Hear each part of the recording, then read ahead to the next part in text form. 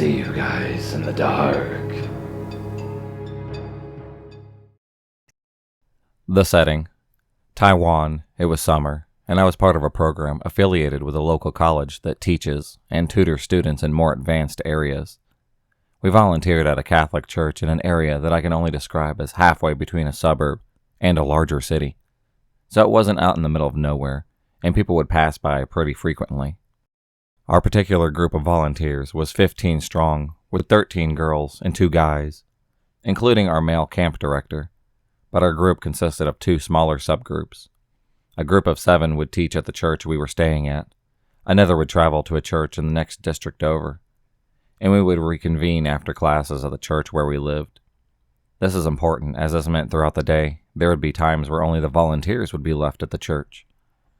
Our male camp director and the only priest would head over to assist the group at the other church. Our group also contained American volunteers teaching English, of which I was the leader. This meant we were able to communicate with the perpetrator, since he was not able to speak Mandarin well. We ended up living in the priest's office on the first floor, which was adjacent to our classroom. There was a door between the office and room that allowed us to go into the classroom without having to step outside. There are a lot of pieces to this puzzle. Also, the doors would only be locked if the director was out or when we went to sleep. Taiwan is an extremely safe country. The crime rate is super low. So before you make fun of us for not locking doors or not being vigilant, remember this type of situation is pretty uncommon. We arrived at the church on a Friday to set up before classes started on Monday. The priest introduced us to a German man staying at the church. We were really busy, said our greetings, and continued working, so I don't think anybody caught more than a glance of him. At our welcome dinner that night, when I had a little more time to study, he was on the shorter side, bald and pudgy. He was also a permanent pink color, sweating profusely, and was always clutching a Taiwan beer in his paws. I was sitting across from him, and didn't feel an inclination to speak with him, but also didn't think anything was off about him. He was sitting next to our youngest American volunteer, though, so I gave him a few extra glances, which was when I noticed he seemed extremely talkative with her. She was giggling throughout the dinner, but though the chatter of our dinner party, I was unable to hear the conversation. That night after the party, the priest gave us a little more information. The German had just been kicked out of his home by his wife, and would be staying with us for a little bit while he figured out what to do next. He lived on the second floor of the church in a room next to the priest. The showers. It was already dark, with only a few flickering lights, creating a checkered board pattern of light, and dark on the hallway. Since we had so many volunteers, and only one bathroom in the office to shower with, some of us chose to walk a little further to the kitchen to use their shower. As I swung my towel over my shoulder and poked my head out of the office door, I noticed the German sitting under one of the lights on the pews lining the hallway. It was dimmer where I was standing, but I could tell he lifted his head. As I walked towards him, there was finally some light so that I could see him more clearly. I gave him a small nod of acknowledgement, and I passed him, and for a few seconds I met his eyes. They were following me as I walked by, completely unblinking, with an expression I can only describe as dead. You know that feeling when you're sure someone's staring at you in the back? That's exactly what I felt as I passed him, and I walked into that kitchen. It sent a chill up my spine, but I didn't dwell on it. When I came out and walked back to the office, I could still feel his dead eyes trained on me. Probably had too much beer at the dinner party. The next evening, I was stuck showering at the kitchen again. As I walked out, a familiar sight, I nodded in acknowledgement to him, finished showering, and walked back to the office under his watchful eye. Out for the fresh air, I guess. And the next evening, there he was again. At this point, I was kind of expecting him. Gave him my cursory nod, and bounced into the kitchen. As I walked out, though, there was now 2 people sitting on the pew, none of them the German. It was my director and the other guy in my group sitting together. But my director was bouncing his leg fast, and hunched over, running his hands up and down his leg. He snapped his head around when he heard me and jumped up, instantly untensing and letting out a sigh of relief. Were they waiting for me? He sheep-herded me in front of him and practically pushed me to the office. What the heck is going on? He shut the door behind us and deadlocked it faster than anyone could blink. The Wi-Fi.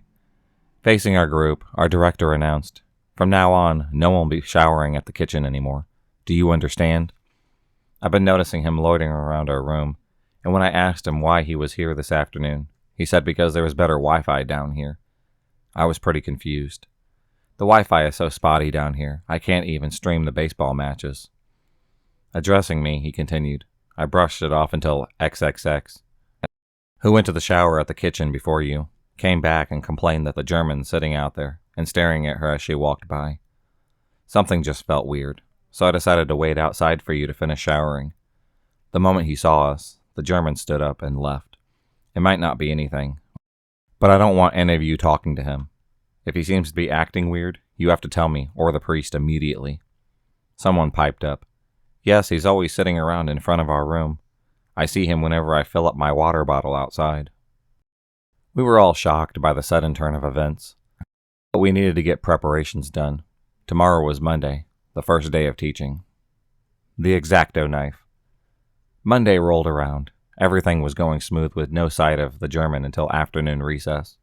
He entered the compound with a large sack of items, some random household appliances, and a small table. He'd probably gone to collect his belongings from his home. He set down his table and began piling all his belongings in the sack onto the table in front of the crowd of our students. They mostly seemed to be tools. At the very top of his pile, gingerly laid out the largest X-Acto knife I've ever seen. The hilt was the size of my hand, from finger to wrist. It was alarmed, mostly because I wasn't sure if he should be showing off a giant knife in front of young students. He seemed to relish the students oohing at his knife. The coffee machine. After putting his tools back into the sack, he whipped out a black coffee machine, pointing to the small paper sign tacked to the front with German writing. He told me it was a practice of his to serve free coffee. If I wanted free coffee, he kept telling me, I would have to help him plug it in. I declined a few times, as I'm not much of a coffee drinker, but he kept pushing. I know you want the coffee, he said, as he winked at me. He tried to hand me the cord while directing me to string the cord through the window into the classroom, where there was an outlet. By this time, I was a little weirded out by how much he was pushing for the coffee, and why he needed to use the outlet in the classroom when there was another outlet in the kitchen. It did occur to me for a second that there would be a very smart ruse to get us to keep the window open, but I brushed it off. Where did I think I was? A mystery novel? I declined by saying that I had to set up for class, and left right as the bell rang, saved by the bell. I did make a mental note to watch out for the damn coffee machine later, but when you're surrounded by too many kids, and tired to the bone every day, you tend to forget things. The wires. Following the coffee machine debacle, he busted out a stepladder. He climbed up and began messing with the wires running near the ceiling outside of the hallway. And as the day progressed, his stepladder seemed to slowly migrate towards our office door. The priest was equally as confused, and when he pressed the man, his reply was that he was cleaning the ceiling. The priest just shrugged and let him carry on. Those wires are mostly obsolete except for the ones controlling the hallway lights. The priest told me this, so it didn't matter much. The AC. After all the kids had left for the day, our camp director and the priest left us to go check the group teaching at the other church, and to go pick them up. We all hit our naps in the office. Feeling refreshed, I decided to go outside to get some water. When I opened our door, I almost ran headfirst into the German's stepladder. His ladder was right in front of our office door, trapping us inside. He climbed down and put his arm on our door frame. I was stuck halfway out of the door, holding it slightly ajar so I wouldn't have to be too close. He kept sneaking glances inside while he questioned me about our AC. One of our volunteers had told him the AC was broken and needed fixing, he said. I was confused as our AC had been blasting fine all day. In fact, I had just turned it off. It was getting a little too cold. I told him there was nothing wrong with it. He insisted, no, there was definitely something wrong with the AC, and that he needed to go inside to fix it. We went back and forth a few times until I firmly told him he was mistaken. It must be some other AC unit, and that he did not need to go inside. I saw him inching forward into the room, so I leaned back into our room and shut the door in his face. He knocked angrily a few times and then left. My alarm bells were fully ringing now. In hindsight, I'm hanging out around our office all day. Meant he knew both the priest and the director had left, and it was just us left in the office. His latter also seemed to be quite well placed. That night, the nun came up to me and quietly told me to warn the others to be careful around the German. When I pressed her, she just said that he would be leaving soon.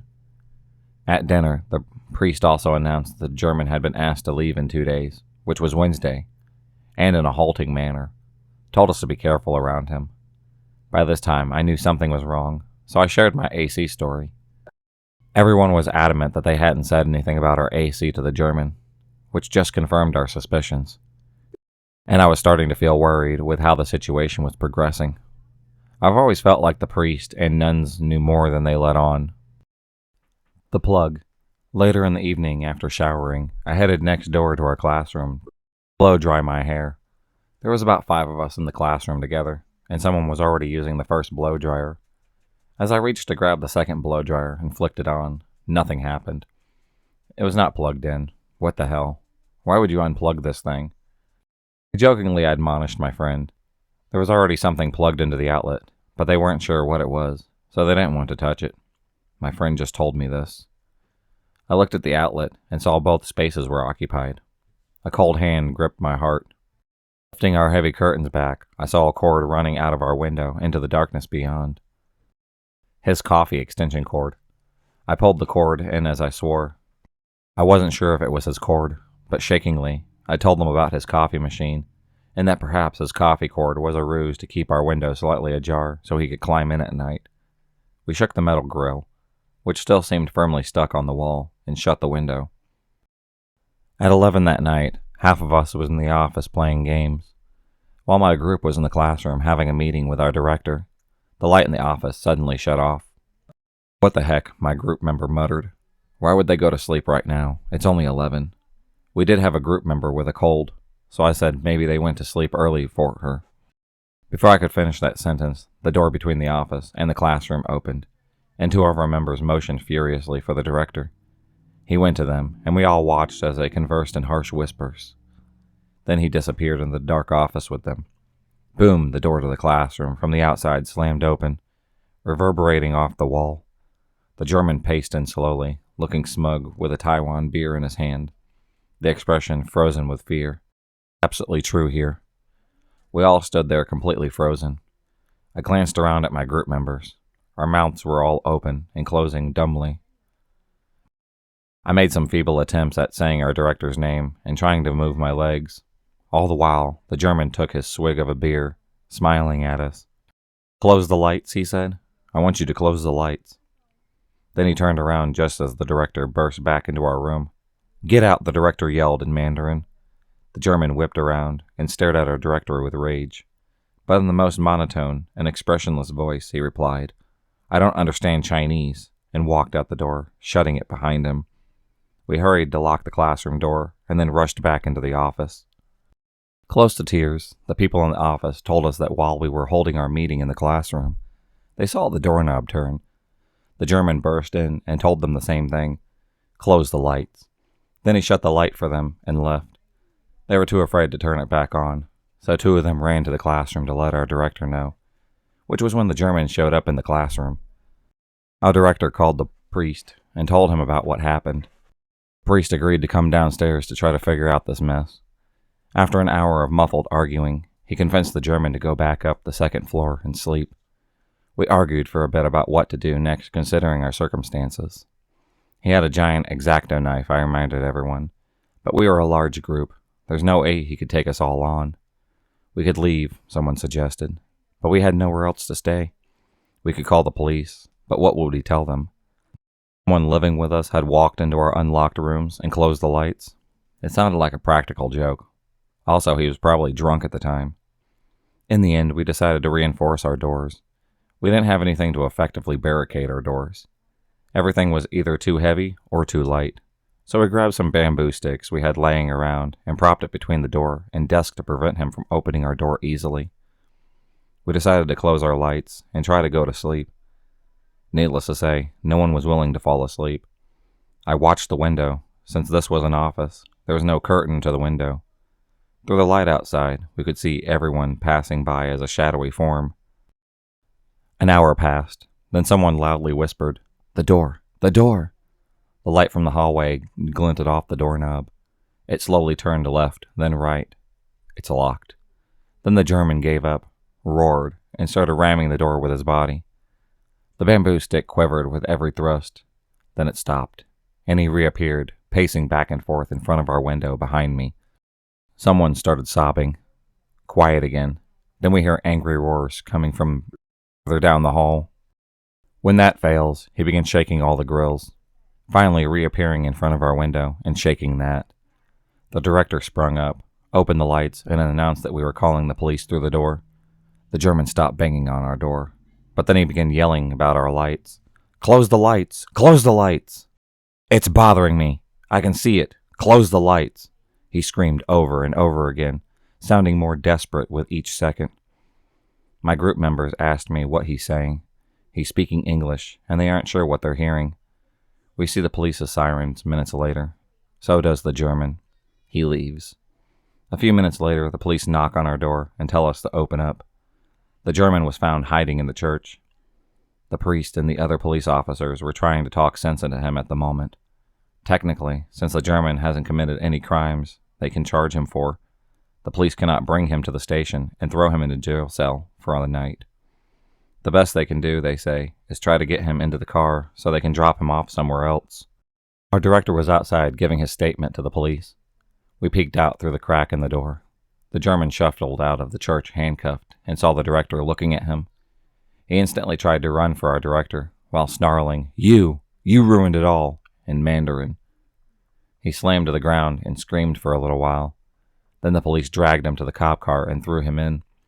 They call us to let us know that they've dropped him off at the park a street away. He shouldn't be bothering us anymore, they tell us, which is not comforting for anyone at all. We tried to go back to sleep. Our director assumed his position as our sentry and situated himself behind the desk adjacent to the office door, cross-legged, watching over us. He and our only other male member would trade off every 2 hours. He told us not to worry, but the links that we were going through told us otherwise. We all knew he would most likely be back. About another hour later, we hear rustling noises coming from our bathroom. We have another window in there. Our director goes in and yells, "Go away!" He looked out the window, but didn't see anyone. We were all convinced it was him. The police are useless, so no point in calling them again. It stops after about 15 minutes, but we stay awake till the next morning. We never saw the German again, and through the exhaustion of the daily lives, we've never mentioned again either. We did, however, to religiously lock our doors. The priest cleaned out the German's room and put all his stuff in front of the room in case he ever wanted to come back and take it. The X-Acto knife was never located, though. On the last day, our youngest American admitted to me that during the conversation at the dinner party, the German kept talking about the tattoos of his son on his body. He said they were in areas hidden by his clothing, and he wanted to show her. He kept trying to lift his shirt, but she kept refusing him. So he said later on, if she wanted, she could come find him, and he would show her. Frankly, she's the dimmest light bulb that I've ever met, so her not catching the underlying message was unsurprising. Thankfully, she wasn't particularly interested in his tattoos and forgot all about it, so she never pursued it further. But what would happen if she did? I think the scariest part for me is the kitchen showers. I'm not really afraid of many things, so when I showered, I didn't open the kitchen lights, just the bathroom. The door leading into the kitchen wasn't locked, and none of the knives were secured. Looking back, if he really wanted to, he could have done something while I was coming out of there. The group would have been none the wiser until after an hour or two. In hindsight, he had so many opportunities to hurt us, but never did until he tried to break into our office. So I think a large part of the puzzle is still missing, namely his motive and what he was actually planning to do once he got into the office. Although I think being mentally ill and drunk contributed to his issues. As I pondered this incident now, I wonder why no one ever talked more about it. It was done and out. Now for the cherry on top. The next morning, one of my students told me while giggling that on the way here, they saw a bald, white guy running around with clothing. I'm not sure he was completely naked, but that would explain why we never saw him again. Public nudity is definitely a crime. Who knows, though? There are some more lighthearted and miscellaneous moments I didn't include, including with a side effect of him messing with those wires.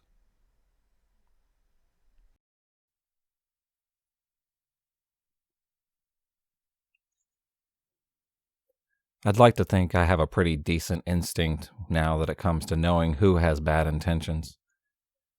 But I wasn't always as cautious and observant as I am now. When I was in high school, I always felt so ugly. I had low self-esteem and anxiety, which was really more of a problem rather than my looks. So if anyone of the opposite sex gave me even a little attention, I would start to look like them. I was pretty innocent, despite now how desperate I was. Having only kissed one boy, so when I was 17 and a college guy put interest into me, I immediately clung to him. I was on this app, and I met a guy who lived 7 hours away from my home. His name was Brandon, and he was gorgeous. Blonde hair, muscular, blue eyes. He played soccer for his university and was 19 years old. Honestly, he wasn't my usual type. I really liked guys with darker hair and eyes. I still do, but he was really handsome and really kind. He would shower me with compliments and talk to me all the time. I lived alone in an apartment with just my cats, so when I would get lonely or scared, he always comforted me. A month into talking, he started asking for pictures, not ones of my face, but obviously nudes or bra pictures. Now this was nearly 6 years ago, and I didn't have a good concept of stranger danger on the internet. I mean, smartphones had only been around for about 2 or 3 years at this point. 17-year-old me, who was so insecure, wanted to make him happy because I couldn't believe I had gotten a guy like him. I was ready to do anything he asked. I never sent naked pictures. I was too insecure for that. But I would send pictures of me in my bra. He would shower me with compliments, saying how sexy and beautiful I was, and I fell for every word. With time, I started to get upset, though. I wanted to see him. I would always send him pictures when he asked, but he never sent me any. He would show my body pictures of him with his shirt off or things, but the pictures were always of bad quality. When I started getting too persistent, he promised he would start calling me. For some reason, this appeased me, and we'd talk many times a week. After a couple of months, he got increasingly more sexual with me, telling me that he wanted to do things with me and how badly he wanted me. This made me nervous, since I had never kissed a boy, but it almost made me a little excited. It felt good to be wanted by someone I had really grown to like. This was all during the first semester of my senior year of high school, and I was going to turn 18 the next semester in late January. As it got to Christmas time, he started to talk about coming to my city to see me for my birthday. This had me really excited since I wanted to see him in person so badly. We had first talked about me going to him, something he had insisted on, but I chickened out and said I couldn't do the drive alone. We planned on a weekend after my birthday, and everything seemed fine. But then one day in my choir class, my best friend, an exchange student from Germany, was talking with me about him. I was telling her about him and showing pictures, and she got very unsettled. "Have you seen him on video?" I told her no, and she gave me a skeptical look. Something doesn't feel right. There is no way he is real. Not that you couldn't date someone like him, but he is just too perfect. She was very direct and blunt with me about it, something my other friends weren't. So I took her word deeply, and I'm so thankful that I did. I immediately asked him for a picture of his face. He made up some excuse about how he couldn't take a picture right then. So I persisted, asking every day. Finally, my instincts were kicking in, and I was getting scared. I told him I wanted to video call him. He said no. I fought him on it for hours one night, telling him that if he tells me the truth, I won't get mad. He refused. I put the name he gave me into Facebook, determined to find him on my own if he wasn't going to give in. Nothing came up on him. I texted him telling him I couldn't find his Facebook, and he gave in, giving me a completely different name, and told me, "That's me." I remember just feeling cold as I read that. I looked up the account, and everything he had told me was a lie. His name, his face, his age. He was 25, not 19. I was terrified. I thought I had been talking to someone just 2 years older, which is legal in my state, but he was 8 years older. I immediately stopped texting him. That's when he started getting obsessive. He would text me dozens of times a day, call me over and over again. He would beg me to answer him, to give him a chance. Then he started threatening me to answer. He told me he had saved all of my pictures. He kept them all and told me he would send them to my friends and family on Facebook. Show everyone me in my bra and show our text messages talking about what he would do to me sexually if we met. Looking back, all of that was more damaging to me than to him.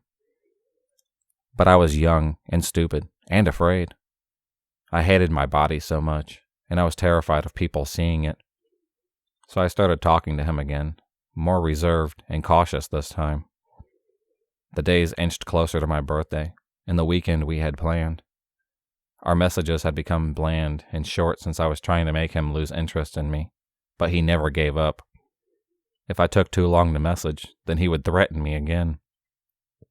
My birthday fell on a Monday that year, and he sent me all kinds of messages. I don't even remember what I did that birthday. I didn't have many friends, and I've never liked to celebrate, so it was probably just small. When Friday hit, I got a text message from him that morning saying that he was driving to my city, that he would pick me up from school. I was terrified. I had lost a lot of my friends the semester before, so they obviously had no clue of my situation. Out of desperation, I went to one of my guy friends who I hadn't talked to in a couple of months and spilled everything to him. He was a longtime friend, so he was sympathetic and promised to follow me home that day.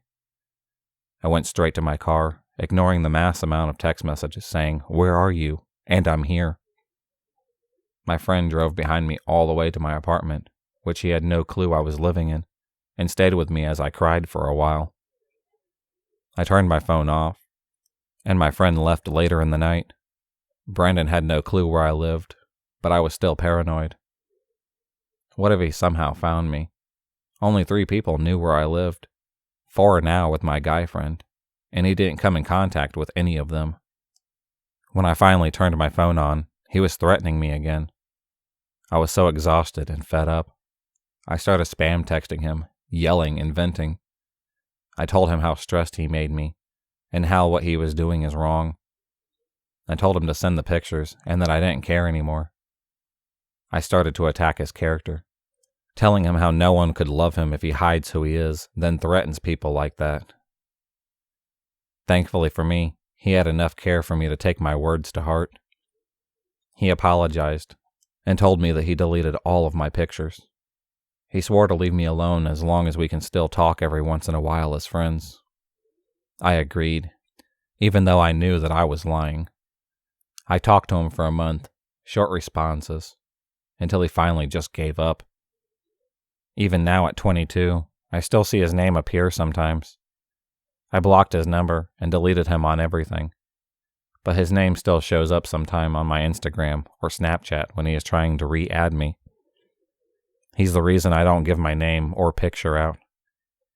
He isn't the first stalker I experienced. The first was when I was in 6th grade, but that's a story for another time.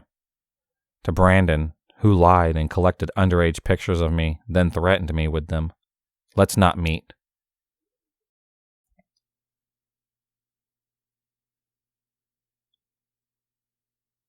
Middle-aged female creeper here. Big creep experience. I might offer a bit of insight as to how I went down this wrong path. My dad was a large, very dominating presence. His word was absolute law, and you could be hit or verbally belittled during any discourse with him. To him, every thought I had was incorrect just because it was mine. Any social situation that went awry, I was always at fault, just because I was me. I was told to shut up and follow other people, regardless of whether what they were doing or engaged in is worthwhile or not. My questions were met with "none of your business" or "You don't know what you're talking about." I was kicked up the stairs and hit in the face repeatedly by him, once about 20 times in a row. After the divorce from my mom, he paid the barest minimum in child support. My mom did not want to get a real job. We kids went to school in soiled, ragged clothes, of any which we had very few. Classmates taunted me. I was the dirty girl at school that nobody liked. People would yell, "Take a bath with soap tonight," or some things like that. I even had a bully that would ride by me on a motorcycle and try to rip out my hair, or just flat try to run me down. He and his friends ambushed me, and he hit me in the face with a book and threw all my stuff around the street. My loud mom developed a very strange need to be the center of attention. What few friends I did have, she would monopolize when I had over, like she was competing with me for them. She asked one girl to spend the night. That friend said to me, "That's kinda weird." I never had someone's mom ask me to sleep over before. At the school, Mom would smoke, go braless, and be the loudest person on the scene, like she wanted everyone to look at her. Then she would mock me for not having enough friends, while I stood there humiliated in my filthy clothes. By my mid-teens, I was about mute outside of the very few friends I was used to. I was physically unattractive to boot, so could not make the dating scene. However, I did develop teenage crushes. I knew I had no chance with these guys, but I wanted to be in their orb somehow. My friends would help me case their residences. We would go into the woods behind their homes at night and watch the going-ons through the windows. We'd see family members peering outside the windows, trying to determine what was afoot on their lawns. Since we had darkness on our side, we were never spotted. It must have been very unsettling for them. We spied on at least 3 different guys for me, and even put letters in some of the mailboxes. I checked out their workplaces and scanned for their cars. I can't put a number on how many hang-up phone calls I did just to hear their voices. This was before stalking became a thing.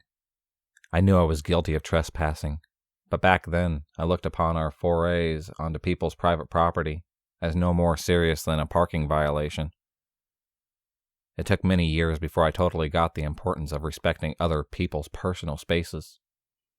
Due to my boundaries having been breached by my father's physical abuse and dominance, my mom with her invasions into my social relationships, and bullies encroaching me on physical and emotionally when I was just that clueless, plus the years of rejection due to my involuntary lack of personal hygiene and shabby garments left me with literally no social abilities.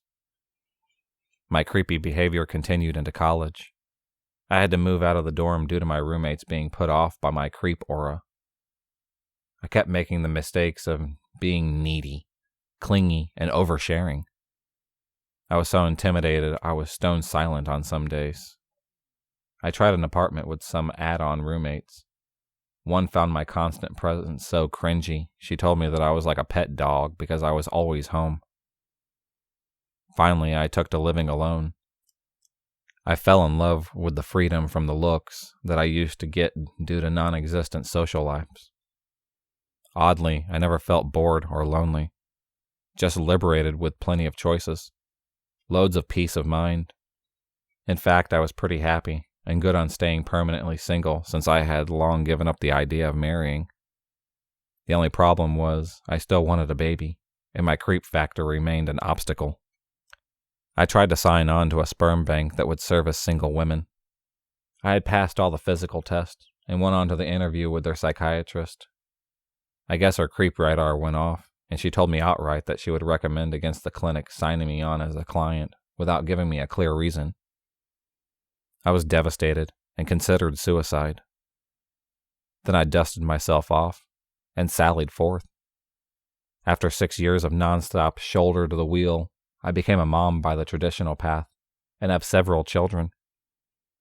Determined for them to live a normal life, I made darn sure that they were well groomed with plenty of clean, attractive clothes. I set the example of being well behaved and reserved in public. I made it a point to stay out of their social lives unless there was a strong reason for me to get involved. There seldom was. I think this somewhat hands-off approach I took towards their relationships and friendships paid off for them. Today they are older teenagers with good relationship skills, jobs, and in college, high grades, never in trouble with drugs, drinking, or the law. Unfortunately, I think I still gave off a creep vibe to most of their parents. There have only been a handful of times where another mom invited me and the kids for fun time with her and her children. I had really hoped for lots of this mommy time with other moms, and I am a bit sad that I barely got to enjoy any. Most other parents seemed to welcome my kids to hang with theirs, as long as their weirdo mom kept my distance.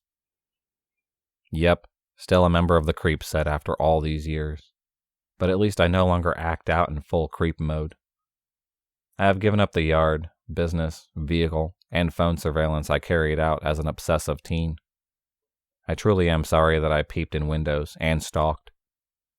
My people skills are probably only about 70% of a normal person on my best days. So I have to come a good ways from my absolute zero. I stood at it as a young adult. But maybe most importantly, my respect of others' boundaries is now solid. If you enjoyed this video, please subscribe, like, and hit the bell for notifications on future videos and become a stalker of the night. And I'll see you next time.